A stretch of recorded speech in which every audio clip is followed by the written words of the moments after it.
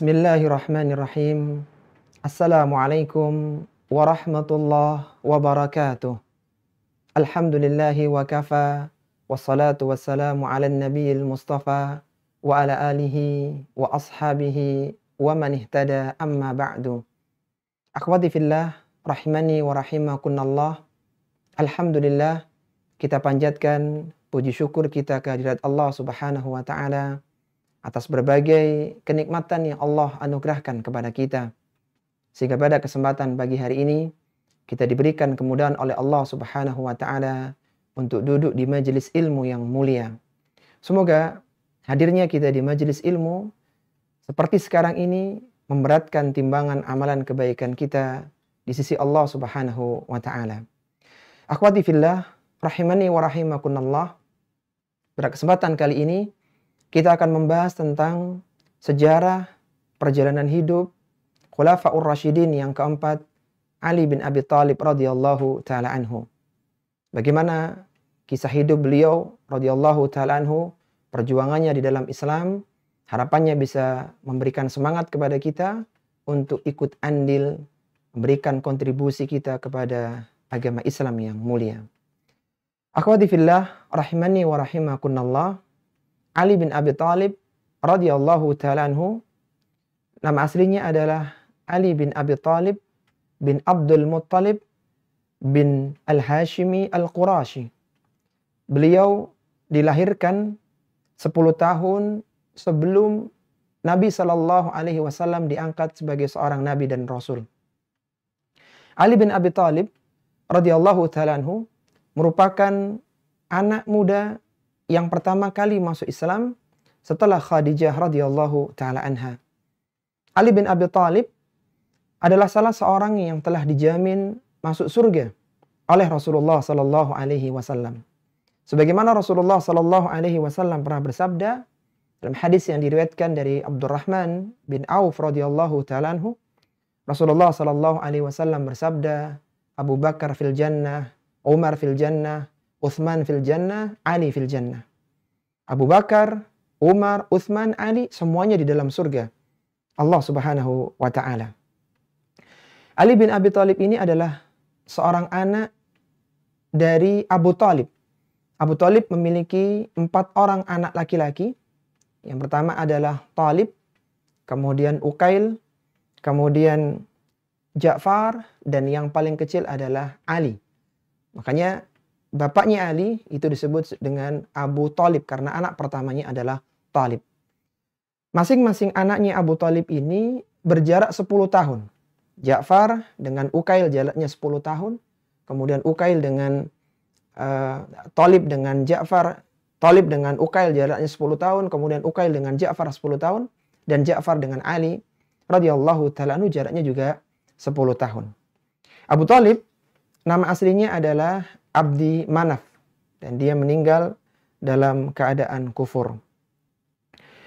Akhwati fillah rahimani wa rahimakunallah. Ali bin Abi Thalib radhiyallahu ta'ala anhu, karena dia telah mengenal agama Islam sejak kecil, dia banyak memberikan kontribusinya untuk agama Islam yang mulia ini. Di antaranya adalah ketika orang-orang Makkah ingin berencana melakukan skema pembunuhan kepada Rasulullah sallallahu alaihi wasallam. Mereka mendatangkan pemuda dari berbagai kabilah dan mereka merencanakan untuk membunuh Rasulullah sallallahu alaihi wasallam bersama-sama agar tidak ada tuntutan balas dari Bani Hashim kepada salah satu kabilah dari kabilah-kabilah yang ada di Makkah waktu itu. Maka Rasulullah sallallahu alaihi wasallam meminta kepada Ali bin Abi Thalib untuk menggantikan posisi beliau sallallahu alaihi wasallam di ranjangnya, agar ketika pemuda-pemuda itu mengepung rumah Nabi sallallahu alaihi wasallam, mereka menyangka bahwasanya Nabi sallallahu alaihi wasallam masih tertidur. Satu demi satu mereka datang dan mereka mengintip di rumah Nabi, ternyata ada orang yang berselimut. Lama ditunggu, akhirnya Rasulullah sallallahu alaihi wasallam keluar dan mereka tidak bisa melihat. Rasulullah ke rumah Abu Bakar dan Rasulullah berangkat ke Madinah. Maka saking lamanya, pemuda-pemuda itu akhirnya masuk ke dalam rumah dan ternyata saat akan dibunuh, ternyata ketika dibuka adalah Ali bin Abi Thalib radhiyallahu taala anhu. Ini menunjukkan keberanian Ali bin Abi Thalib yang sangat luar biasa, yang mana berani menggantikan posisi Nabi Shallallahu Alaihi Wasallam dalam kondisi yang sangat rawan seperti itu. Bisa saja mereka nekat langsung membunuh, menusuk, sehingga Alilah yang menjadi korban wal iyadzubillah. Ali bin Abi Thalib adalah salah seorang yang terpilih untuk melakukan perang tanding ketika terjadi perang Badar pada tanggal 17 Ramadan tahun 2 Hijriah. Kita tahu saat itu, sebelum perang Badar Kubra dimulai, orang-orang musyrik mengeluarkan 3 jagoan mereka. Yang pertama adalah Utbah bin Rabi'ah, kemudian Syaibah bin Rabi'ah, dan Al-Walid bin Utbah. Sedangkan dari kalangan kaum muslimin, Rasulullah SAW mengeluarkan 3 sahabatnya yang mulia. Yang pertama adalah Ubaidah bin Al-Harith, kemudian Hamzah bin Abdul Muttalib, paman Nabi SAW, dan yang ketiga adalah Ali bin Abi Thalib radhiyallahu taala anhu. Ali dan Hamzah radhiyallahu taala anhuma berhasil mengalahkan musuh mereka, yaitu Utbah dan Syaibah dan juga Al-Walid ya. Kemudian untuk Ubaidah bin Al-Harith radhiyallahu taala anhu terjadi perang yang sangat kuat antara dia dengan Utbah, sehingga akhirnya Ubaidah pun terluka dan dibantu oleh Ali serta Hamzah. Akhirnya Utbah bin Rabi'ah pun berhasil dikalahkan. Ali bin Abi Thalib salah satu yang ditunjuk oleh Nabi SAW untuk perang tanding di tahun 2 Hijriah di tanggal 17 Ramadan itu saat perang Badar. Seusai perang Badar, Ali bin Abi Thalib radhiyallahu taala anhu mendatangi Nabi SAW untuk melamar putri beliau, yaitu Fatimah. Ali ingin menikahi putri Nabi SAW Fatimah, yang waktu itu Fatimah berusia 18 tahun. Menikahlah mereka dengan izin dari Rasulullah SAW. Dan di antara dinamika yang terjadi di rumah tangga Ali bin Abi Thalib, setahun setelah itu, Ali bin Abi Thalib dikaruniai seorang putra pertama, yaitu Al-Hasan. Ali memiliki 4 orang putra dari Fatimah radhiyallahu taala anha. Yang pertama adalah Al-Hasan yang lahir tahun 3 Hijriah, kemudian Al-Husain, kemudian Zainab Al-Kubra, dan Ummu Kulthum Al-Kubra. Di dalam rumah tangga Ali bin Abi Thalib dan Fatimah radhiyallahu taala anha pernah terjadi permasalahan ya. Biasa dalam sebuah rumah tangga ada problematika. Ada permasalahan sedikit antara Ali bin Abi Thalib dengan Fatimah radhiyallahu taala anha. Sehingga akhirnya Ali keluar menuju ke masjid, istirahatlah dia di sana. Kebetulan waktu itu Rasulullah SAW datang ke rumah mereka. Ali bertanya, kemana Rasulullah SAW bertanya, kemana Ali bin Abi Thalib? Maka Fatimah mengatakan, ada permasalahan antara aku dengan dia. Lalu dicarilah Ali bin Abi Thalib dan ditemukan ia berada di masjid. Saat itu Rasulullah SAW mendapati Ali bin Abi Thalib sedang tidur di atas tanah, punggungnya berdebu. Kemudian beliau SAW membersihkan punggungnya dan mengatakan, "Kum ya Aba Turab." Bangunlah, duduklah wahai Abu Turab. Kata Ali bin Abi Thalib, tidak ada kunyah yang paling aku sukai kecuali kunyah dari Nabi SAW untukku, yaitu Abu Turab. Jadi Ali punya 2 kunyah, diantaranya adalah Abul Hasan, karena anak pertamanya adalah Al-Hasan, dan kunyah kedua adalah Abu Turab, yang itu terjadi ketika ada permasalahan antara dia dengan istrinya Fatimah radhiyallahu taala anha. Suatu ketika Rasulullah SAW mendapatkan beberapa orang tawanan yang dijadikan sebagai budak dan pembantu. Maka mendengar itu, Ali radhiyallahu taala anhu dan istrinya Fatimah berinisiatif untuk meminta kepada Rasulullah SAW pembantu untuk membantu rumah tangga mereka. Fatimah adalah seorang wanita yang ibu rumah tangga yang membantu suaminya dalam menumbuk tepung, membuat roti, ingin meminta pembantu dari ayahandanya Rasulullah Sallallahu Alaihi Wasallam. Maka Rasulullah SAW berikan pesan kepada Fatimah, "Wahai Fatimah, apakah engkau mau aku beritahu tentang sesuatu yang lebih baik daripada apa yang kau minta kepadaku?" Maka Rasulullah SAW memberikan ijazah sebuah zikir yang sangat bagus, Ya, semoga kita dimudahkan untuk mengamalkannya. Kata Nabi SAW, apabila engkau telah berada di tempat tidurmu di malam hari, maka bacalah tasbih 33 kali. Kemudian bacalah tahmid, alhamdulillah 33 kali. Kemudian bacalah takbir 34 kali. Dan itu lebih baik bagimu daripada engkau mendapatkan pembantu. Apa kata Ali bin Abi Thalib setelah mendapatkan sabda Nabi SAW yang mulia, diberikan ijazah zikir sebelum tidur ini, maka Ali mengatakan, "Fama taraktuha ba'du." Aku tidak pernah meninggalkan zikir tersebut setelah itu. Orang yang mendapatkan hadis ini riwayat Bukhari dalam sahihnya, nomor 5362, dia tanya kepada Ali bin Abi Thalib, "Qila wala lailatas Siffin." Meskipun ketika terjadi perang Siffin, perang antara Ali bin Abi Thalib dengan Muawiyah bin Abi Sufyan yang terjadi sekitar 110 hari itu, yang sangat sengit itu. Meskipun lailatas Siffin, apakah engkau tidak meninggalkan zikir ini? Kata Ali bin Abi Thalib, "Qala wala lailatas Siffin." Meskipun ketika terjadi perang Siffin. Subhanallah, ini merupakan zikir yang sangat indah yang semoga kita dimudahkan untuk mengamalkannya, membaca tasbih 33 kali, tahmid 33 kali, dan takbir 34 kali. Maka insya Allah, seorang yang tidur dengan baca zikir ini, keesokan baginya dia bangun dengan segar, dan dia semangat untuk menyelesaikan tugas-tugasnya di pagi hari itu. Akhwati fillah rahimani wa rahimakunallah, Ali bin Abi Thalib di perang Uhud yang terjadi pada tanggal 7 Syawal tahun 3 Hijriah, setahun setelah perang Badar, Ali bin Abi Thalib juga ikut andil dalam perang tersebut. Ketika Mus'ab bin Umair yang memegang panji perang Uhud itu meninggal dunia, yang dibunuh oleh Ibnu Qami'ah, maka panji perang diambil oleh Ali bin Abi Thalib radhiyallahu ta'ala anhu. Kaum muslimin bertahan dan akhirnya berhasil mendapatkan kemenangan di akhir perang Uhud tersebut. Bi'idznillah azza wa jalla. Kemudian pada tahun 4 Hijriah terjadi perang Bani Nadir. Tepatnya di bulan Rabiul Awal tahun 4 Hijriah. Perang Bani Nadir terjadi karena rencana pembunuhan orang-orang Yahudi atas Nabi SAW dengan cara menjatuhkan batu dari atas rumah. Akan tapi alhamdulillah Rasulullah SAW selamat dari skema pembunuhan itu, dan Rasulullah SAW memberikan ultimatum kepada mereka agar mereka meninggalkan Madinah dalam waktu 10 hari. Pada awalnya, orang-orang Bani Nadir akan meninggalkan tempat tinggal mereka tanpa ada perlawanan sedikit pun.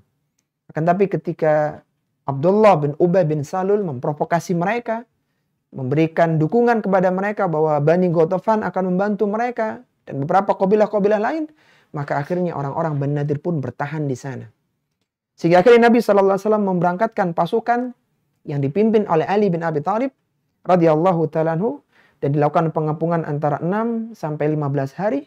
Akhirnya orang-orang Bani Nadir pun menyerah. Mereka keluar dari tempat tinggal mereka dengan bawa istri mereka dan barang-barang mereka yang mampu diangkut dengan onta dan tidak boleh membawa senjata. Kejadian perang Bani Nadir banyak diceritakan oleh Allah Subhanahu wa taala di dalam surat Al-Hasyr di juz 28. Dan salah satu yang ikut andil dalam perang tersebut yang menjadi pimpinan komandonya adalah Ali bin Abi Thalib radhiyallahu ta'ala anhum. Kemudian pada tahun 5 Hijriah, tepatnya di bulan Syawal, terjadilah perang Khandaq. Perang Khandaq adalah perang koalisi orang-orang Makkah, kabilah-kabilah Makkah yang akan menyerang jantung kota Madinah. Maka atas masukan dan saran dari salah seorang sahabat Nabi yaitu Salman Al-Farisi, Rasulullah SAW membuat parit yang cukup besar dan ada gundukan sehingga tidak bisa diloncati dengan kuda dan onta dan kesulitan orang naik ke atasnya. Para sahabat berjaga-jaga di sana. Ketika orang-orang Makkah datang di Khandaq itu, maka mereka mencari-cari celah bagaimana bisa meloncati Khandaq. Turunlah para pendekar-pendekar Makkah waktu itu, di antaranya adalah Amru bin Abdiwud, kemudian Ikrimah bin Abi Jahal, dan Dhirar bin Khattab. Mereka berusaha mencari celah, akhirnya mereka masuk ke parit, mereka menantang siapa yang berani menghadapi mereka. Dan yang turun waktu itu adalah Ali bin Abi Thalib radhiyallahu ta'ala anhu. Amru bin Abdi Wud adalah seorang yang pemberani dan kuat di kalangan orang Mekah. Maka terjadilah perang yang sangat sengit dua orang ini antara Ali dengan Amru bin Abdi Wud, dan akhirnya Amru bin Abdi Wud berhasil dirobohkan oleh Ali bin Abi Thalib. Ikrimah bin Abi Jahal saat melihat Amru bin Abdi Wud terbunuh dalam perang tanding itu, maka dia lari tunggang langgang dan meninggalkan tombaknya tertinggal di parit itu. Kembali lagi, Ali bin Abi Thalib radhiyallahu ta'ala anhu biidznillah memberikan kontribusi yang besar dalam peperangan di perang Khandaq tersebut tahun 5 Hijriah. Perang Khandaq terjadi di bulan Syawal tahun 5 Hijriah. Kemudian di bulan Dzulqa'dahnya di tahun yang sama ada rencana pemberontakan dari Bani Quraidah. Mereka memanfaatkan kekosongan kota Madinah dengan rencana untuk menyerang jantung kota Madinah. Karena perang Khandaq itu terjadi sekitar 1 bulan. Para sahabat harus berjaga-jaga di Khandaq, jangan sampai ada orang-orang Mekah, orang-orang kafir Mekah yang masuk ke dalam Khandaq tersebut. Maka orang-orang Bani Quraidah berencana untuk melakukan pemberontakan. Akhirnya datanglah malaikat Jibril alaihi salatu wassalam kepada Nabi SAW beritahukan bahwa orang-orang Bani Quraidah akan melakukan penyerangan. Sehingga setelah Rasulullah mengirimkan intelijennya, memastikan bahwa mereka benar-benar melakukan pemberontakan, setelah berita itu benar-benar pasti, maka Rasulullah SAW mengirim pasukan untuk melumpuhkan kekuatan mereka sebelum mereka menyerang Madinah. Dan yang dipilih sebagai komando waktu itu adalah Ali bin Abi Thalib radhiyallahu ta'ala anhu. Ali bin Abi Thalib dipersilakan untuk berangkat lebih dulu. Kemudian baru Rasulullah dan sahabat-sahabat lainnya menyusul. Karena mereka masih perlu persiapan, persenjataan dan yang lainnya karena butuh waktu untuk bisa mengalahkan orang-orang Bani Quraidah. Dan kembali Ali bin Abi Thalib radhiyallahu ta'ala anhu berhasil menundukkan orang-orang Bani Quraidah. Sekitar 600 sampai 700 orang Bani Quraidah pun akhirnya berhasil dilumpuhkan. Kemudian pada tahun 6 Hijriah, tepatnya di bulan Sya'ban, Rasulullah SAW mengirim sariyah, mengirim pasukan, dan beliau tidak ikut ya. Yang menjadi pemimpin waktu itu adalah Ali bin Abi Thalib dengan 20 orang personilnya. Mereka datang ke Bani Sa'ad bin Bakar di Fada. Karena terdengar informasi waktu itu, Bani Sa'ad ini akan membantu orang-orang Yahudi Khaybar. Orang-orang Yahudi Khaybar, karena Bani Nadir ini juga orang Yahudi. Dan orang-orang Khaybar ini mereka mempersiapkan kekuatan. Dan di antara yang membantu mereka waktu itu adalah Bani Sa'ad bin Bakar di Fada. Bani Sa'ad bin Bakar di Fada ini mereka membantu menguatkan orang-orang Yahudi di Khaybar karena diberikan iming-iming bahwa mereka akan diberikan panen Khaybar. Kita tahu Khaybar memiliki kurma yang sangat lezat, yang utama di Madinah waktu itu. Maka sebelum mereka membantu orang-orang Khaybar, maka dilumpuhkan oleh Ali bin Abi Thalib radhiyallahu ta'ala dengan sariyahnya, dan akhirnya mereka melarikan diri dengan onta. Ali mendapatkan ghanimah yang sangat banyak berupa 500 ekor onta dan 2000 ekor kambing. Ini terjadi pada tahun 6 Hijriah di bulan Sya'ban. Kemudian di akhir bulan Sya'ban tahun 6 Hijriah itu di bulan Dzulqa'dah tempatnya, Rasulullah SAW bermimpi bahwa beliau dan para sahabatnya akan melakukan umroh dengan aman di kota Makkah. Maka berangkatlah Rasulullah SAW dengan 1.300 atau 1.400 orang sahabatnya ke Makkah. Dan mereka tertahan di Hudaybiyah, tidak bisa masuk ke sana. Dan terjadilah perjanjian Hudaybiyah di bulan Dzulqa'dah tahun 6 Hijriah tersebut.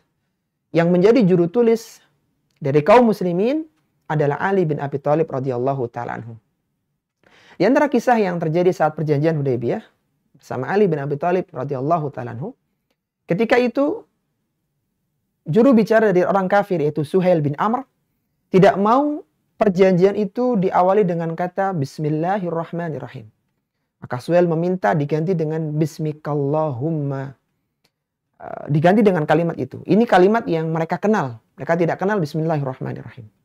Kemudian ketika Rasulullah menuliskan, tulis wahai Ali min Muhammad Rasulillah. Dari Muhammad Rasulullah atau Muhammadur Rasulullah. Maka Suhail kembali tidak mau. Kalaulah kami yakin bahwasanya engkau adalah utusan Allah, maka kami tidak akan memusuhimu. Tulislah Muhammad bin Abdullah.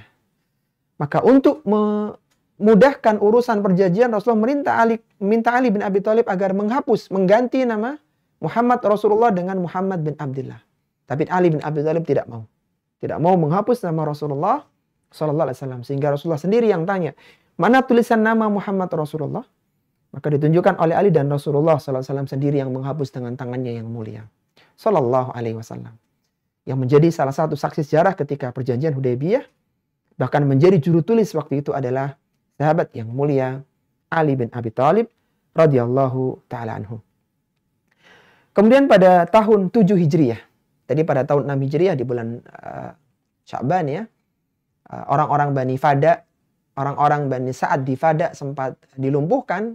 Pada tahun 7 Hijriahnya, tepatnya di bulan Al-Muharram, Rasulullah Shallallahu Alaihi Wasallam melakukan agresi ke Khaybar. Karena di Khaybar inilah pusat pertahanan orang-orang Yahudi. Dari sanalah mereka mengatur skema, mengatur rencana untuk memudaratkan kaum muslimin. Sehingga Rasulullah SAW pun berencana untuk menyerang mereka. Di bulan Al-Muharram tahun 7 Hijriah. Maka ketika itu Rasulullah SAW memberikan pengumuman kepada para sahabatnya. Besok hari aku akan berikan panji perang Khaybar ini kepada seorang yang dia cinta kepada Allah Subhanahu wa Ta'ala dan Rasulnya. Dan dia juga dicintai oleh Allah Subhanahu wa Ta'ala dan Rasulnya. Dan Allah Subhanahu wa Ta'ala akan memberikan kemenangan melalui dia. Maka berpagi-pagilah para sahabat ke masjid Nabi Sallallahu Alaihi Wasallam. Karena mereka ingin mendapatkan panji perang Khaybar. Bukan karena ingin jabatan, tapi karena ada status yang mulia. Yaitu orang yang mendapatkan panji perang Khaybar, dia adalah orang yang cinta kepada Allah dan Rasulnya. Dan dia dicintai oleh Allah Subhanahu wa Ta'ala dan Rasulnya. Maka saat itu Rasulullah Sallallahu Alaihi Wasallam tanya, di mana Ali? Ternyata dikatakan oleh para sahabat, Ali sedang sakit mata. Datangkan kepadaku Ali, didatangkan ke Rasulullah Sallallahu Alaihi Wasallam.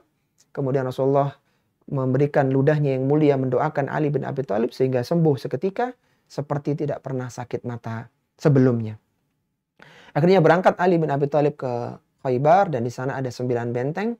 Sempat terjadi perang yang sangat sengit antara Ali dengan Marhab, salah seorang panglima Yahudi, dan akhirnya bisa dikalahkan dan akhirnya Khaybar pun bisa dikuasai oleh kaum muslimin dan kaum muslim mendapatkan ghanimah yang sangat banyak, di antaranya adalah kebun-kebun kurma orang-orang Khaybar. Pada tahun 9 Hijriah Rasulullah SAW juga mengirimkan pasukan Sariyah di bawah komando Ali bin Abi Thalib untuk menghancurkan berhala Al-Qallas yang ada di daerah Tayyi, dan Ali bin Abi Thalib pun berangkat dengan 150 orang pasukannya yang menggunakan unta dan 50 orang pasukan yang berkuda. Dan akhirnya mereka berhasil mengalahkan dan berhasil menghancurkan berhala Al-Qallas itu. Ini fase ketika Ali bin Abi Thalib bersama Rasulullah sallallahu alaihi wasallam, dan Ali juga pernah mendampingi Nabi sallallahu alaihi wasallam di detik akhirnya ketika Rasulullah sallallahu alaihi wasallam akan meninggal dunia. Bahkan Ali juga ikut memandikan jenazah Nabi sallallahu alaihi wasallam yang mulia. Akhwati fillah, rahimani wa rahimakumullah. Ali bin Abi Thalib diangkat menjadi seorang khalifah pada tahun 35 Hijriah sepeninggal sahabat yang mulia Utsman bin Affan radhiyallahu taala anhu. Di tahun 35 Hijriah itu, setelah Ali diangkat menjadi seorang khalifah, seorang Amirul Mukminin, maka semua orang berbaiat kepada Ali bin Abi Thalib kecuali satu orang saja, yaitu Muawiyah bin Abi Sufyan dan penduduk Syam. Ini belum berbaiat kepada Ali bin Abi Thalib radhiyallahu ta'ala anhu. Dan di tahun 35 Hijriah itu, waktu itu Ummahatul Mukminin Aisyah radhiyallahu ta'ala anha, Hafsah dan yang lainnya sedang melakukan umrah di Makkah. Sedangkan di Madinah ini Utsman meninggal dunia.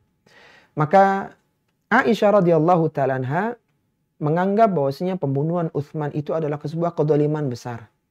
Dia berencana untuk minta kepada Ali bin Abi Thalib untuk melakukan kisos. Dan ini juga permintaan sebagian sahabat-sahabat senior. Di antaranya adalah Talhah dan Zubair radhiyallahu ta'ala anhuma. Termasuk ini yang juga diminta oleh Muawiyah bin Abi Sufyan. Tetapi karena kondisi negara yang waktu itu cukup genting ya. Karena yang membunuh Utsman bukan satu orang. Disebutkan ada sekitar 200 orang, 2.000 orang yang terlibat dalam pembunuhan itu. Sehingga tidak mudah untuk melacak pelakunya. Maka Ali bin Abi Thalib berinisiatif untuk menenangkan dulu. Ditenangkan kondisi Madinah sampai kondusif, jangan sampai memunculkan masalah baru. Dan ini agak kurang bisa diterima oleh Ibunda Aisyah radhiyallahu taala anha. Sehingga Aisyah radhiyallahu taala anha bersama Talha dan Zubair berangkat ke Basrah. Mendengar berangkatnya Aisyah radhiyallahu taala anha ke Basrah setelah dari haji di Makkah, maka Ali bin Abi Thalib pun akhirnya menyusul ke sana. Disitulah ada provokator yang menyusup, yaitu Abdullah bin Saba ibnu Sauda yang memprovokasi kedua belah kubu, sehingga akhirnya mereka saling seudon dengan kubu yang lainnya. Akhirnya terjadilah perang Jamal yang tidak bisa dielakkan pada tahun 36 Hijriah di bulan Rajab.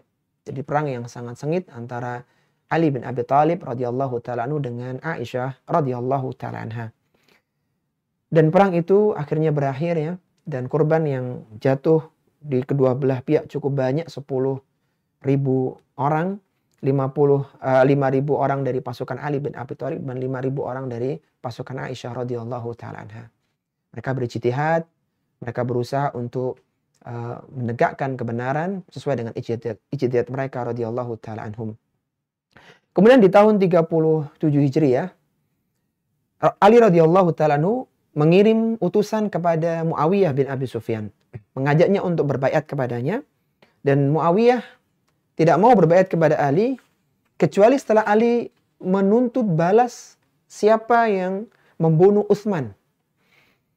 Waktu itu Ali bin Abi Thalib datang dengan pasukannya yang sangat besar, dan mendengar itu maka Muawiyah pun menyiapkan pasukan yang cukup besar pula. Muawiyah datang dari arah Siffin, arah Eufrat. Kemudian bertemulah mereka di tempat yang bernama Siffin itu. Ali datang dengan pasukan yang cukup besar. Dan akhirnya pun perang tidak bisa dielakkan ya. Terjadi perang yang sangat sengit. Yang cukup banyak korban yang jatuh dari kedua belah pihak. 70.000 orang wafat di medan perang itu. 25.000 dari pasukan Irak. 40.000 dari pasukan Syam. Perang cukup lama ya. Dari beberapa bulan. Dan berhasil dihentikan dengan inisiatif tahkim. Ada juru runding dari Ali bin Abi Thalib. Beliau memilih sahabat yang mulia Abu Musa al-Ash'ari. Sedangkan dari Muawiyah dikeluarkanlah sahabat yang mulia yaitu Amru bin al-As radhiyallahu ta'ala anhu. Sehingga akhirnya perang berhasil dihentikan. Di tahun berikutnya, tahun 38 Hijriah. Dari tahun 35 Ali diangkat menjadi seorang khalifah. Kemudian 36 terjadi perang Jamal, 37 terjadi perang Siffin. Tahun 38-nya, orang-orang Khawarij itu berkumpul di tempat yang namanya Nahrawan. Khawarij orang-orang yang ahli ibadah, tapi mereka punya penyimpangan dalam pemikiran. Dan mereka membuat kerusakan. Dia bunuh orang-orang kaum muslimin, di antaranya adalah Abdullah bin Khabbab, dibunuh bersama dengan istrinya. Dan berita itu sampai kepada Ali bin Abi Thalib. Maka Ali bin Abi Thalib akhirnya melakukan agresi, menyerang mereka, dan akhirnya berhasil membunuh pimpinan mereka yaitu Abdullah bin Wahab yang terbunuh dalam perang Nahrawan tahun 38 Hijriah tersebut. Di perang Nahrawan itu, salah satu yang menjadi korban dari kalangan orang-orang Khawarij adalah bapak dan pamannya Qatam binti As-Sijnah. Qatam binti As-Sijnah ini seorang wanita ahli ibadah, tapi dia punya pemikiran yang menyimpang. Dan dia terkenal kecantikannya waktu itu. Kebetulan waktu itu, Abdurrahman bin Muljam berinisiatif untuk menikahi Qatam binti As-Sijnah ini. Yang terkenal dengan ahli ibadahnya dan kecantikannya. Maka Qatam mensyaratkan kepada Abdurrahman bin Muljam, kalaulah dia ingin menikahi dirinya, Abdurrahman ingin menikahi dirinya, maka dia harus memberikan mahar 3.000 dinar, dia datangkan seorang pembantu, satu orang budak, dan satu syarat lagi, yaitu bunuh Ali bin Abi Thalib untuk dirinya. Maka berangkatlah Abdurrahman bin Muljam di Kufah, dia tusuk Ali bin Abi Thalib ketika akan sholat subuh di tanggal 17 Ramadan tahun 41 Hijriah, tahun 40 Hijriah, bulan Ramadan itu. Kemudian Ali bin Abi Thalib sempat bertahan beberapa hari, itu hari Jumat, kemudian akhirnya Ali radhiyallahu taala meninggal dunia pada hari Ahadnya karena tusukan dari Abdurrahman bin Muljam tersebut. Ali radhiyallahu taala meninggal pada tanggal 19 Ramadan tahun 40 Hijriah. Kemudian tampuk kepemimpinan diteruskan oleh putranya yaitu Al-Hasan bin Ali, dan Al-Hasan bin Ali memimpin khalifah selama 6 bulan, kemudian diserahkan kepada Muawiyah bin Abi Sufyan. Adapun masa kepemimpinan Ali bin Abi Thalib adalah selama 4 tahun 8,5 bulan atau sekitar hampir 5 tahunan. Kemudian disempurnakan oleh putranya itu 6 bulan. Ini para akhwat rahimani wa rahimakumullah tentang ringkasan cerita sejarah perjuangan Ali bin Abi Thalib radhiyallahu taala anhu. Semoga memberikan gambaran kita bagaimana kontribusi Ali bin Abi Thalib dari tahun ke tahun. Memberikan banyak manfaat kepada kaum muslimin dan memberikan banyak sumbangsi besar kepada kaum muslimin. Semoga ini menginspirasi kita bahwa hidupnya kita di dunia ini selain bermanfaat untuk diri kita, kita juga berusaha memberikan manfaat untuk kaum muslimin. Wassallallahu ala nabiyyina Muhammadin wa ala alihi wa sahbihi wa sallama tasliman katsira. Kalau ada hal yang ingin ditanyakan, dipersilahkan.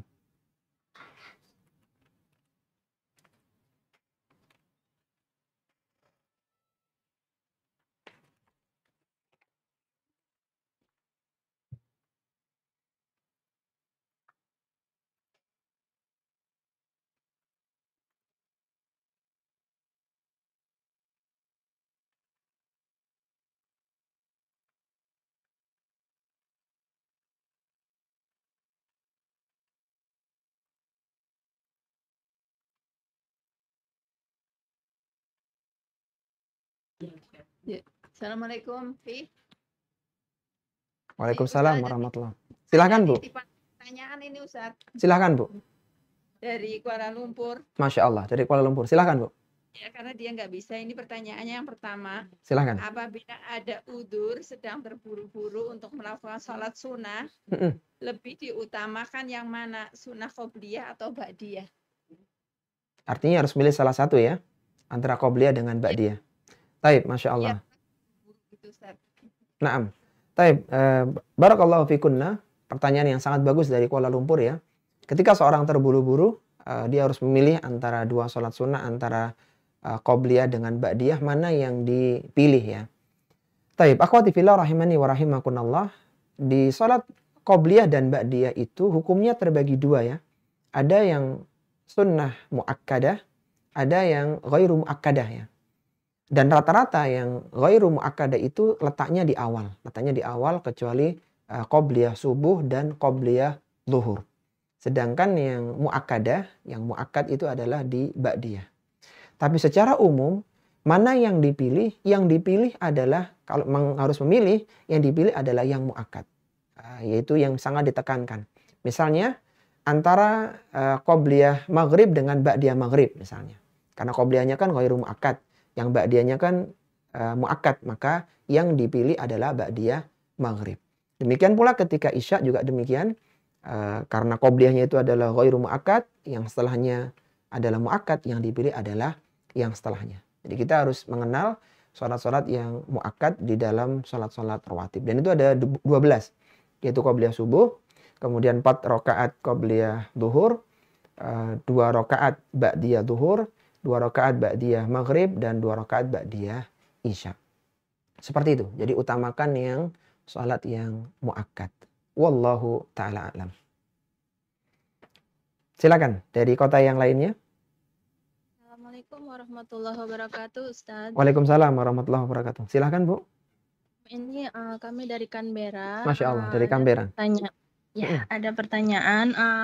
Mohon penjelasannya kembali. Tadi Ustadz mengatakan bahwa pernah terjadi peperangan antara dua kubu, Ummul Mukminin Aisyah radhiyallahu anhu dan Khalifah Ali. Nah. Kemudian setelah Khalifah Ali wafat dilanjutkan oleh anaknya Al Hasan. Yang ingin saya tanyakan setelah itu bagaimana sebenarnya hubungan anak-anaknya Ali itu dengan Ummul Mukminin Aisyah radhiyallahu. Masya Allah.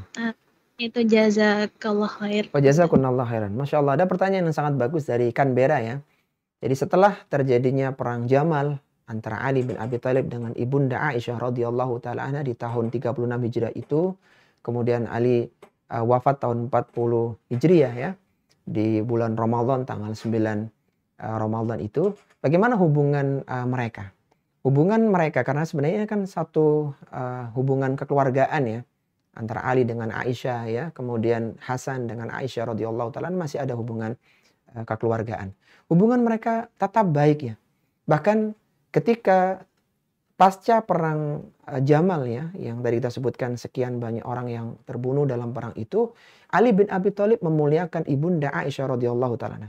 Waktu itu Aisyah radhiyallahu taala yang berada di dalam konflik peperangan, berada di dalam Haudaj, sebuah tempat tenda kecil di atas onta begitu, dan Haudaj beliau radhiyallahu taala itu penuh dengan panah. Jadi seperti landak begitu, sampai disebutkan seperti itu. Maka Ali radhiyallahu taala mempersilahkan melalui Abdurrahman ya, saudara Aisyah radhiyallahu taala anha, untuk menempatkan Ali di tempat yang paling mulia. Carikan tempat yang paling besar di situ dan dibiarkan Aisyah radhiyallahu taala di sana. Kemudian Ali radhiyallahu taala pun membekali Aisyah untuk pulang ke Madinah. Karena tadi kan dari Makkah ke Basrah. Nah, dikembalikan lagi ke Madinah, diberikan perlengkapan yang demikian luar biasa. Dan alhamdulillah tidak ada permasalahan karena waktu itu memang sama-sama berijtihad ya, dan tidak ada perasaan buruk kepada yang lainnya, cuman karena ada provokasi dari Abdullah bin Saba sehingga akhirnya perang pun tidak bisa dielakkan. Jadi seolah-olah masing-masing kubu ini saling menyerang, padahal itu adalah susupan dari Abdullah bin Saba atau Ibnu Sauda tersebut. Jadi alhamdulillah tidak ada hal-hal yang buruk di antara kalangan para sahabat radhiyallahu taala anhum. Wallahu taala alam. Ya, silakan yang lainnya. Barakallahu fiik Ustaz. Wa fikunna barakallah. Silakan Bu. Iya, ini pertanyaan titipan dari Brisbane. Dari Brisbane, silakan Bu.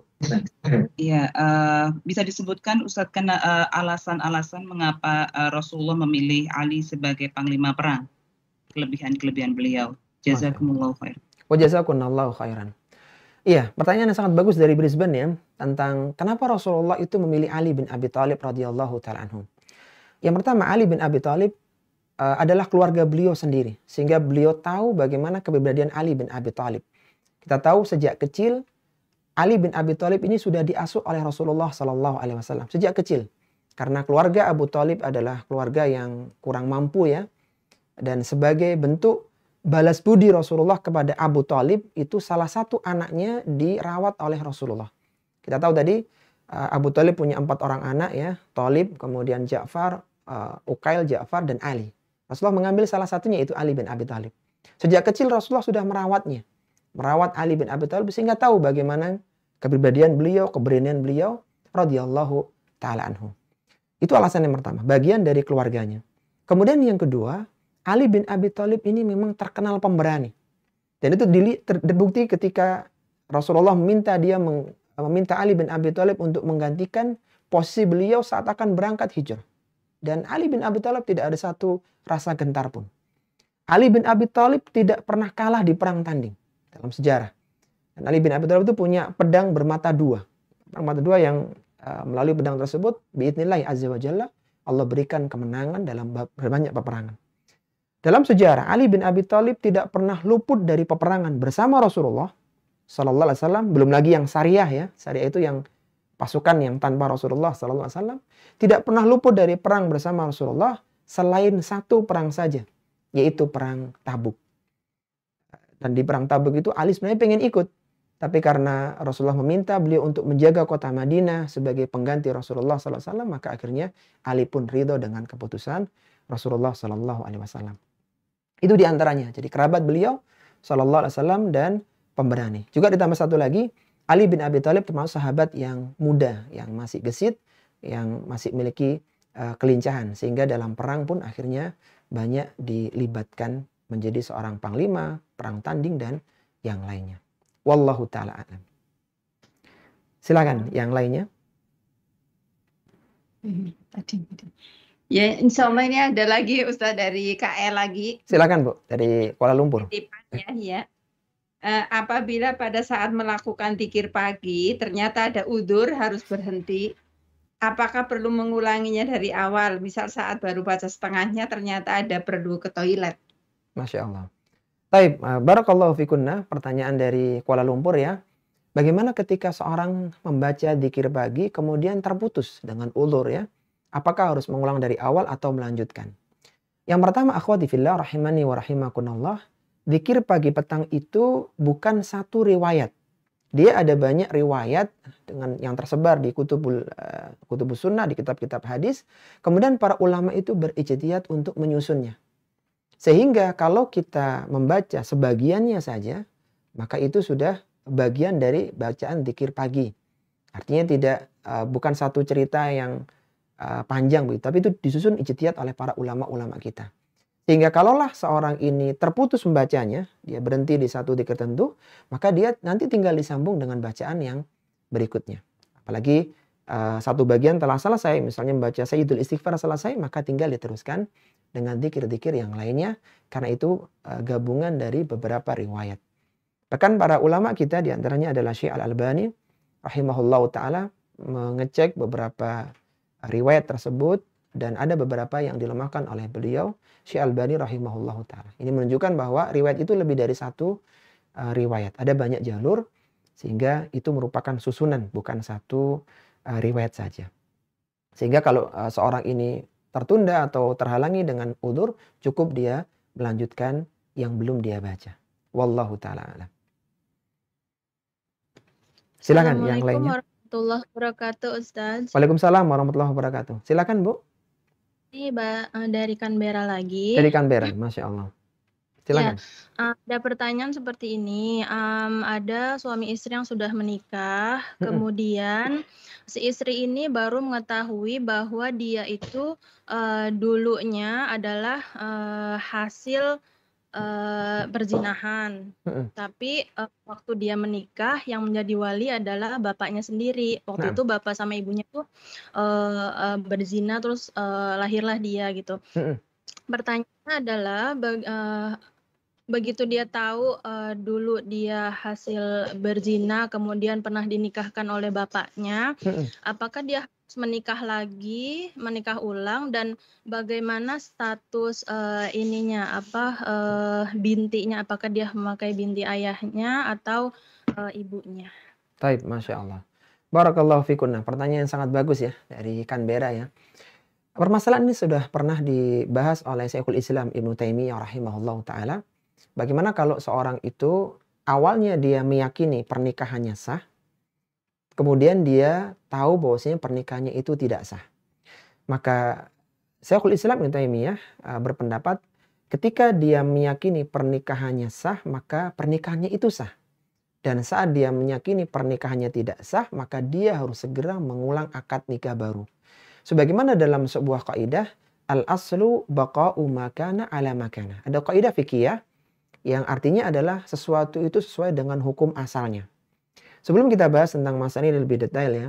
Contohnya begini, contoh penerapan kaidah tadi, al-aslu baqa'u makana ala makana. Misalnya ada seorang yang berada di bulan Ramadan dan waktu itu lampu mati ya, gelap, tidak ada cahaya sama sekali. Dia bangun di waktu malam, dia meyakini bahwa ketika itu masih malam, belum subuh. Dia makan begitu, setelah selesai makan, minum, kemudian dia buka jendela, subhanallah ternyata sudah pagi. Jadi ternyata dia makan dalam kondisi sudah pagi. Maka hukumnya waktu itu adalah al-aslu baqa'u makan ala makan. Karena dia meyakini waktu itu masih malam, maka dia dianggap sahur di waktu malam. Demikian pula ketika seorang ini berbuka. Jadi hukum mengikuti yang sebelumnya. Adapun dalam masalah pernikahan tadi, ketika dia meyakini pernikahannya sah, karena dia tidak tahu, maka anak-anak yang lahir itu anak-anak yang sah. anak-anak mereka, anak-anak yang dinisbahkan kepada siapa? Suaminya. Kemudian setelah dia tahu bahwa pernikahannya tidak sah karena yang menjadi wali seharusnya sultan, seharusnya hakim, penguasa, tapi bapaknya sendiri, maka dia harus segera mengulang. Karena saat itu dia pernikahannya batal. Jadi itu solusinya. Jadi ketika dia tahu maka dia segera memperbaiki dan anak-anaknya dinisbahkan kepada suaminya. Karena pernikahannya sah, baik itu sah secara persangkaan yang kuat maupun sah secara hakiki karena sudah mengulang akad baru tadi. Seperti itu. Wallahu taala a'lam. Assalamualaikum Ustadz, ini dari Brisbane. Waalaikumsalam warahmatullahi. Silakan Bu dari Brisbane. Iya, saya mau menanyakan apakah pembunuh Utsman bin Affan radhiyallahu anhu akhirnya ditemukan dan ditegakkan hukum qisas? Itu saja. Barakallahu fiik. Wa fiikunna barakallah. Masya Allah, ada pertanyaan bagus dari Brisbane ya. Tentang apakah akhirnya berhasil ditegakkan qisas kepada pembunuh Utsman. Wallahu ta'ala alam, yang kami baca di kitab-kitab sejarah, karena pembunuhannya itu banyak ya, tidak satu orang, jadi beberapa kelompok, maka kami tidak menemukan ada proses qisas yang ditegakkan oleh Ali bin Abi Thalib. Karena setelah Ali bin Abi Thalib pun dilantik menjadi seorang khalifah tahun 35 Hijriah, tahun demi tahun ya, 36 terjadi perang Jamal, 37 terjadi perang Siffin, 38 terjadi perang Nahrawan, 39 yang kosong, baru 40 Ali bin Abi Thalib meninggal dunia. Hampir-hampir setiap tahun disibukkan dengan peperangan. Sehingga tidak melakukan, karena untuk mengusut itu butuh waktu dan butuh banyak orang yang harus dicari datanya. Dan wallahu ta'ala alam, yang kami tahu, sependek yang kami tahu, bahwa tidak sempat ditegakkan hukum qisas terhadap pembunuh Ali bin Abi Thalib, terhadap pembunuh Utsman bin Affan radhiyallahu ta'ala. Adapun pembunuh Ali bin Abi Thalib, Abdurrahman bin Muljam, sempat ditangkap dan kemudian dihukum waktu itu. Wallahu ta'ala alam. Ya, silakan yang lainnya. Ini dari Sydney, Ustadz, insyaallah. Dari Sydney, silakan Bu, dari Sydney. Ya. Pertanyaannya Ustadz, kan kalau kita malam, ini di luar tema Ustadz. Silakan Bu. Kalau kita malam kan disuruh membaca surat Al-Muluk itu Ustaz. Nah, apakah bisa surat Al-Muluk itu dipakai untuk sholat gitu Ustaz? Jadi pada waktu sholat kita baca Al-Muluk gitu. Apakah Masya Allah. Jadi sekalian untuk diniatkan dengan bacaan malam gitu ya? Bacaan malam gitu. Masya Allah.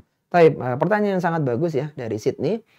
Iya, di antara salah satu yang disebutkan oleh Nabi SAW, di antara sunnah sebelum tidur adalah membaca surat Al-Muluk ya. Suatu surat yang berisi 30 ayat dan akan memberikan syafaat kepada pembacanya sampai orang itu benar-benar mendapatkan syafaat.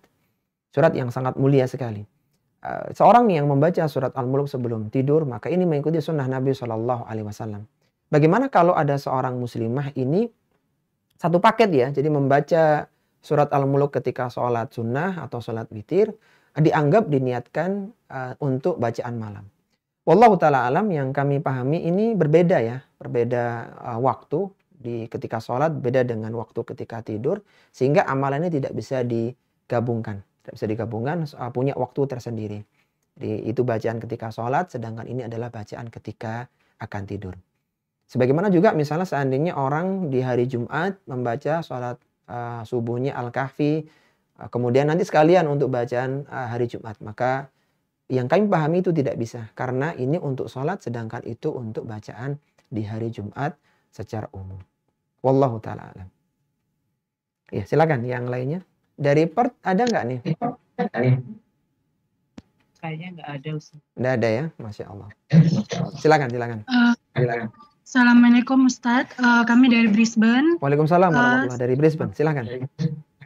Maaf di luar tema. Silakan. Saya mau nanya, dalam sejarahnya dulu ada salah seorang sahabat yang sholat, kemudian dia sholat, kemudian disaksikan oleh Rasulullah. Kemudian Rasulullah kemudian berkata pada sahabat ini bahwa kamu sebenarnya belum sholat gitu. Terus dia mengulangi lagi sampai ketiga kali, tapi Rasulullah kemudian tetap berkata bahwa sholatnya itu tidak sah gitu. Sebenarnya sholat sahabat ini seperti apa sampai Rasulullah menyatakan bahwa sholat yang dilakukan oleh sahabat ini sampai tidak sah gitu. Masya Allah. Ya. Baik, luar biasa pertanyaannya. Iya, ini akhwati fillah rahimani wa rahimakumullah yang dikenal dengan hadis musi'us shalah. Hadis yang disebutkan tadi itu dikenal dengan hadis musi'us shalah. Hadis orang yang buruk sholatnya. Jadi ceritanya itu ada seorang sahabat yang dia berwudu, kemudian dia sholat 2 rakaat dengan sangat cepat ya. Lalu dia datang kepada Nabi memberikan salam, maka Nabi SAW mengatakan, irji fasalli fa innaka lam tusalli. Kembali lagi ulangi salatmu karena engkau belum salat. Sampai diulang 3 kali ya. Kemudian Rasulullah menjelaskan, kalau engkau berdiri salat maka bacalah takbir, baca al-fatihah, kemudian ruku, tumakninah, i'tidal, tumakninah. Kemudian dijelaskan hadis yang cukup panjang. Dari sini akhwati fillah, rahimani wa rahimakumullah, kita jadi tahu bahwa ternyata tumakninah itu adalah bagian dari rukun salat. Artinya dia bukan sunnah ya, bukan sesuatu yang ketika ditinggalkan hanya mengurangi pahala, tapi ini rukun. Kalaulah seorang sholatnya itu terlalu cepat, tidak ada tumakninahnya, dia ketika ruku itu tidak sampai 1 bacaan tasbih ruku, maka sholatnya bisa batal. Karena Rasul mengatakan, irji fasalli fa innaka lam tusalli. Ulangi sholatmu karena engkau belum sholat. Artinya sholatnya tidak sah. Kenapa dia tidak sah? Karena tidak tumakninah di dalam sholat. Jadi tumakninah dimasukkan oleh para fuqaha, oleh ulama-ulama fikih di dalam bagian dari rukun sholat. Bukan wajib sholat dan bukan sunnah sholat. Tapi dia rukun. Dia harus ada. Sehingga tidak boleh seorang sholat dengan sangat cepat. Jadi kenapa sebabnya? Sebabnya karena tadi sholatnya terlalu cepat sehingga sholatnya tidak sah. Wallahu ta'ala a'lam. Silahkan mungkin yang lainnya. Assalamualaikum warahmatullahi wabarakatuh, Ustadz. Waalaikumsalam warahmatullahi wabarakatuh. Silahkan Bu. Ini dari Canberra lagi. Silakan. Ada pertanyaan, ada kasus seperti ini, suami istri yang saat ini sedang sedang menjalani proses ingin bercerai. Iya. Terus Mediator. Oh ya, kemudian mediator mereka mengatakan bahwa padahal mereka sudah menikah selama puluhan tahun, 21 tahun, kemudian akhirnya mereka memutuskan untuk bercerai. Namun mediatornya mengatakan bahwa oke, kamu bisa bercerai dan tidak perlu ada masa iddah. Apakah benar seperti itu atau bagaimana? Mohon penjelasannya Pak Ustadz. Masya Allah. Jazakallah khair. Wajazakumullahu khairan. Taib, ada pertanyaan yang bagus dari Canberra ya, tentang jaminan dari moderatornya yang penengah itu bahwa silakan bercerai dengan tanpa masa iddah. Ya, pernyataan ini perlu ditinjau ulang akhwati fillah rahimani wa rahimakumullah. Karena di dalam Islam iddah itu ada 4 dan iddah itu memiliki fungsi. Di antara fungsinya adalah yang pertama adalah untuk memuliakan suami. Untuk memuliakan suami dari ikatan pernikahannya dengan dia. Kemudian yang kedua, faedah terbesar adanya iddah dalam Islam adalah untuk menghindari percampuran nasab. Sehingga jelas istibra bahwa rahim itu bersih kosong dari benih yang sebelumnya. Iddah di dalam Islam itu ada 4. Yang pertama adalah iddah dengan haid. Dengan 3 kali haid bagi orang yang masih punya haid normal. Kemudian iddah dengan bulan, dengan 3 bulan. Bulan Hijriyah bagi orang yang belum haid atau sudah tidak haid lagi, yang sudah menopause. Kemudian iddah dengan melahirkan bagi yang hamil sampai dia melahirkan, dan yang terakhir adalah iddah wafat, yaitu 4 bulan 10 hari. Inilah macam-macam iddah. Dan seorang yang menikah kemudian dia tidak punya iddah itu terjadi dalam beberapa keadaan. Di antaranya adalah yang pertama, seorang yang menikah suami istri, belum sempat terjadi, mohon maaf, jima, kemudian langsung diceraikan. Maka seperti ini, wanita ini tidak punya masa iddah. Artinya dia bisa langsung nikah dengan orang lain begitu. Dan ini yang disebut dengan talak bain sughra. Talak bain sughra. Adapun ketika wanita sudah lama ya berhubungan dengan suaminya, mereka sudah berumah tangga, apalagi punya anak, maka jelas wanita itu punya masa iddah. Artinya dia harus menjalani masa iddahnya. Kalau wanita tersebut itu masih punya haid normal, maka dia iddahnya adalah 3 kali haid. Artinya setelah itu baru dia boleh menikah lagi dengan orang lain atau dengan mantan suaminya. Kalau dia tidak punya haid, sudah tidak haid lagi, maka dia menggunakan bulan. Kalau dia sedang hamil, maka sampai melahirkan. Seperti itu. Jadi iddah ada kecuali dalam kasus tadi, seorang yang menikah, belum terjadi jima, kemudian langsung diceraikan oleh suaminya, maka wanita itu tidak punya masa iddah. Wallahu ta'ala alam. Ya. Barakallahu fiik Ustaz, ini dari Afikum. Ustaz lagi. Silakan Bu. Iya, di dalam di saat sholat dalam keadaan berperang, menurut sejarah dijalankan secara berbeda.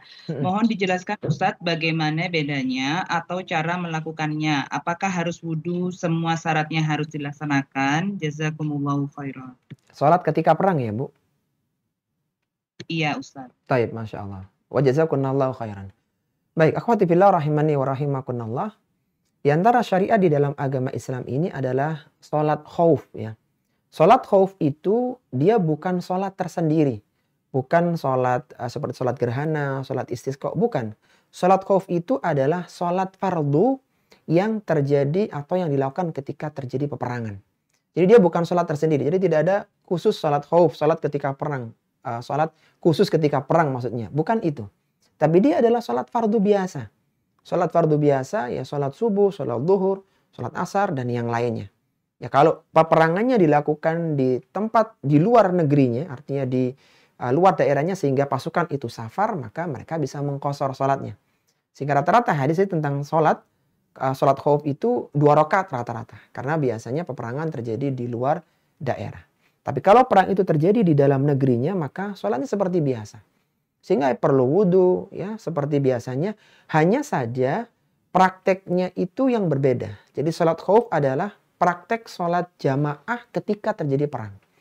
Secara umum, praktek sholat khauf itu terbagi menjadi 2 bagian secara umum. Yang pertama adalah ketika musuh berada di arah kiblat dengan musuh berada di selain arah kiblat. Nah, ketika di arah kiblat maka nanti yang shaf pertama, baris yang depan itu ruku, maka shaf keduanya berjaga-jaga. Kemudian nanti bergantian seperti itu. Adapun ketika selain arah kiblat, maka setelah selesai yang shaf pertama, kemudian shaf pertama ini akhirnya berpencar untuk berjaga-jaga. Seperti itu. Jadi kembali lagi bahwa sholat khauf adalah sholat berjamaah biasa untuk sholat-sholat fardu yang dilakukan ketika terjadi kecamuk perang. Dan ini mengingatkan kita akhwati fillah rahimani wa rahimakunallah, untuk kondisi perang seperti itu saja, itu masih diperintahkan untuk sholat berjamaah. Apalagi dalam kondisi yang aman ya, maka sholat berjamaah tentunya lebih ditekankan lagi. Wallahu ta'ala alam. Silakan yang lainnya. Assalamualaikum Ustadz. Waalaikumsalam warahmatullah. Silakan Bu. Iya Ustadz, dari sini dari Sydney. Dari Sydney, silakan. Ustadz, saya ada halati ya Ustadz. Halati saya itu tidak punya anak ya Ustadz. Nah dia itu udah berumur 80-an. Masya Allah. Nah sekarang ini dia daya ingatnya kadang ingat, kadang enggak ya Ustadz. Habis gitu sekarang ini di take care sama adik saya. Nah adik saya itu ada 4 anak kecil-kecil. Nah kita ini udah berunding kepengen masukkan dia ke panti jompo biar ada yang merawat gitu loh Ustadz. Karena emang biasanya sih saya panggil ada pembantu harian. Nah sekarang itu pembantunya itu lagi stop, nggak boleh kerja lagi sama suaminya. Nah cari lagi yang lain belum dapet Ustadz. Bagaimana caranya agar tidak menyakiti hati saya Ustadz untuk mengasih tahu, maksudnya mau dipindahkan ke panti jompo gitu Ustadz. Jazakallah khair. Jazakumullahu khairan. Baik, bagaimana solusinya ya akhwati fillah rahimani wa rahimakunallah. Yang pertama, kalau memang antunna ya dan keluarga itu dirasa mampu, maka merawat halati antun itu jauh lebih utama ya. Tentunya dengan berbagai dinamikanya ya, perlu butuh kesabaran ya, meluangkan waktu dan seterusnya. Itu lebih utama. Tapi memang kalau dirasa sulit ya karena mungkin semua punya kesibukan masing-masing yang tidak mungkin ditinggalkan, maka bismillah insya Allah dengan meletakkan di sebuah panti yang insya Allah akan lebih terawat, lebih banyak yang memperhatikan, dengan tidak meninggalkan kunjungan ya untuk menyambung hubungan silaturahmi, maka insya Allah itu juga diperbolehkan. Sekali lagi kalau memang bisa bertahan, bersabar, maka itu utama. Karena ini juga diantara bentuk bakti, diantara bentuk bagaimana kita memuliakan orang yang lebih tua di kalangan kerabat-kerabat kita. Tapi sekali lagi kalau memang tidak memungkinkan, maka bisa dipindahkan ke sana. Dengan bahasa-bahasa yang santun, dengan bahasa yang pas, dan jangan meninggalkan kunjungannya. Jadi sampaikan insya Allah nanti setiap pekan atau sepekan sekali lah minimal akan ke sini membawakan makanan yang disukai atau apa. Sehingga tidak menyakiti hati beliau. Wallahu ta'ala a'lam.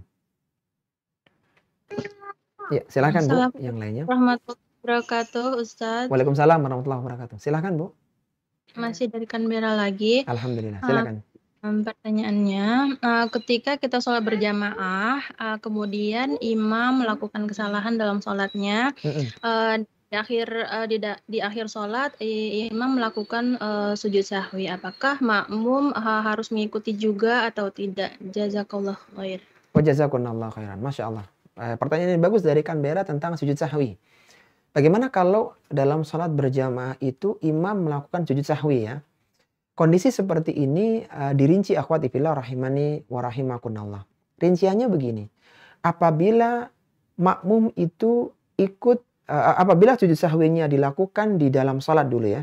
Kan nanti sujud sahwi terbagi dua ya. Ada yang sujud sahwi dilakukan di dalam sholat atau sebelum salam. Ada sujud sahwi yang dilakukan setelah salam. Apabila sujud sahwinya itu dilakukan sebelum salam, artinya masih dalam proses sholat, maka seluruh makmum harus ikut sujud sahwi bersama imam. Karena sholat belum selesai. Sholat belum selesai dan harus ikut apa yang dilakukan oleh imam. Baik itu dia masbuk atau ikut dari awal, maka ikut apa yang dilakukan imam. Adapun ketika sujud sahwinya dilakukan setelah salam, jadi setelah salam kemudian sujud 2 kali kemudian salam lagi, intinya dilakukan setelah salam, maka kondisinya dirinci. Dirincinya begini, apabila makmum itu ikut dari awal sampai akhir bersama imam, maka dia pun ikut sujud sahwi setelah salam dari awal seperti yang dilakukan oleh imam. Tapi kalau makmum ini adalah makmum yang masbuk, maka dia koreksi dulu. Apakah dia mendapati kesalahan imam saat dia masuk atau tidak? Kalau dia mendapati kesalahan imam saat dia bergabung di jamaah itu dan dia ini masbuk, maka dia pun nanti harus melakukan sujud sahwi setelah salam di akhir rakaat dia. Ini yang masbuk ya Bu. Tapi kalau dia merasa tidak ada yang salah dari imam, maka dia tidak perlu sujud sahwi setelah salam. Jadi kan setelah salam si makmum ini kan nambah rakaat. Nah, imam sujud sahwi, dia kan belum ini. Maka dia apakah nanti sujud sahwi atau tidak dilihat. Diingat-ingat kalau dia mendapati kesalahan imam, waktu bergabung dengan imam, maka dia pun harus sujud sahwi di akhir nanti waktunya. Adapun ketika dia merasa tidak, maka tidak perlu sujud sahwi setelah salam. Itu kalau setelah salam. Adapun kalau sebelum salam, maka semua makmum harus ikut. Taib. Itu kalau yang salah imam, akhwati fillah rahimani wa rahimakunallah. Sekarang yang menjadi permasalahan, bagaimana kalau yang salah itu makmum? Jadi misalnya kalau tadi yang salah imam waktunya sujud 2 kali langsung bangkit. Misalnya begitu, kemudian dia harus mengulang lagi. Kan ada kesalahan di situ. Bagaimana kalau makmum? Dia lupa tidak membaca tasbih ketika sujud. Dia lupa tidak membaca tasbih ketika ruku. Dia lupa tidak baca takbir intiqal, takbir perpindahan gerakan. Ini makmum yang terjadi. Yang terjadi di makmumnya. Maka kondisinya dibagi dalam 2 keadaan. Yang pertama, apabila makmumnya itu ikut sholat dari awal sampai akhir, artinya bukan makmum masbuk, meskipun terjadi kesalahan tadi yang tentunya tidak sengaja ya, maka dia tidak perlu sujud sahwi. Kenapa? Karena tidak ada satu riwayat pun ada seorang sahabat yang sholat bersama Rasulullah dari awal sampai akhir, tiba-tiba dia sujud sahwi sendiri. Tidak ada. Dan itu berpeluang mereka terjadi kesalahan. Namanya orang lupa tidak baca ini, lupa tidak membaca itu, sangat berpeluang. Ketika dia ikut sholat dari awal sampai akhir, maka tidak perlu sujud sahwi.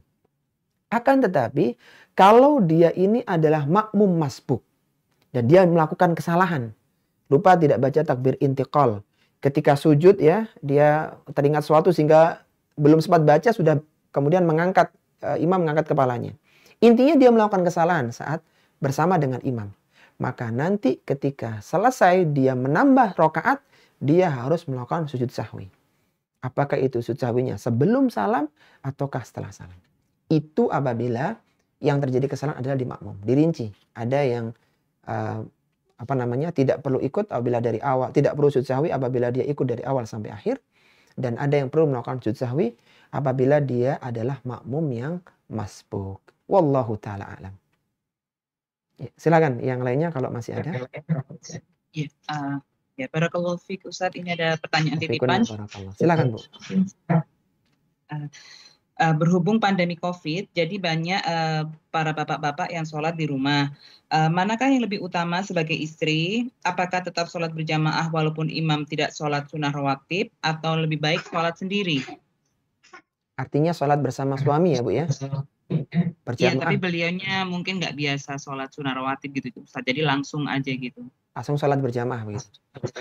Iya. Taib, Masya Allah. Baik, kalau diperbandingkan akhwati fillah rahimani wa rahimakunallah antara sholat berjamaah dengan sholat rawatib ya. Mungkin pertanyaannya begitu ya. Jadi kalau ikut sholat berjamaah maka ketika kehilangan rawatib terutama qobliyahnya. Adapun kalau memaksa rawatib maka kehilangan jamaah. Kalau ini yang diperbandingkan jelas yang lebih utama adalah sholat berjamaah. Karena berjamaah disebutkan oleh Nabi SAW lebih utama 27 derajat daripada sholat sendirian. Sholat berjamaah lebih utama 25 derajat daripada sholat sendirian. Nah, sedangkan rawatib levelnya di bawah itu. Jadi kalau itu yang ditanyakan maka jelas sholat berjamaah lebih utama. Meskipun menggabungkan keduanya maka itu lebih bagus lagi ya. Artinya bisa sholat rawatib, juga bisa sholat berjamaah. Terutama yang ba'diyah setelah sholat fardu tersebut. Wallahu ta'ala alam. Ya silakan, mungkin kalau ada yang lainnya.